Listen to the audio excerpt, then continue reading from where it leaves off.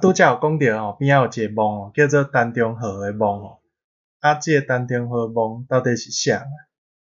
讲到这在地人五块厝，可能无人毋知啦吼，因为伊个面积吼非常宽吼。要讲到陈中和先生吼，伊是林仔寮人，现主是伫迄林仔寮吼，也有伊个洋楼，即嘛叫做陈中和纪念馆吼，嘛已经列入迄个历史建筑。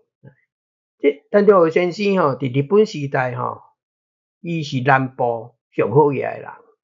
伊的起头吼，伫清国时代的尾期的尾流啦吼。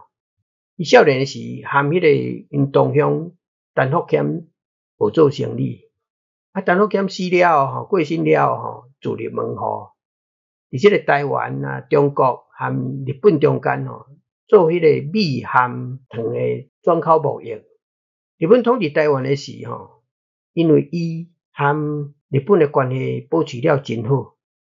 嘛因为安尼，日本制糖会社拢互伊有投资，不止安尼，伊阁投资工厂，乌树林制盐会社、新兴制糖会社，阁有伫日本时代开发高雄港的时，开一间打狗种地会社，累积足侪钱，是当时台湾五大家族其中一个。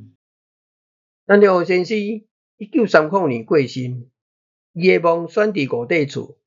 迄当时五块厝无属于高雄市，属于凤山街。到1994年刷去内门墓园，本来叫做陈中和墓，后来改名叫做五块厝公园。改名过程有开公听会，我有去参加吼，有感觉即个公听会吼。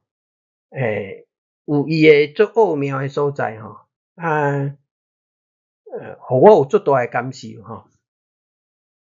伊个墓园就在拢采用泉州白和青豆石，因为迄个物件，迄两个色质，青豆石和泉州白，因咧配色的中间吼，对一个墓来讲是有真好的看头。雕刻和洗石的做法吼。有机会去参观吼，不止讲究。石雕的部分是由厦门的大师蒋襄主持，艺术的价值有影真悬。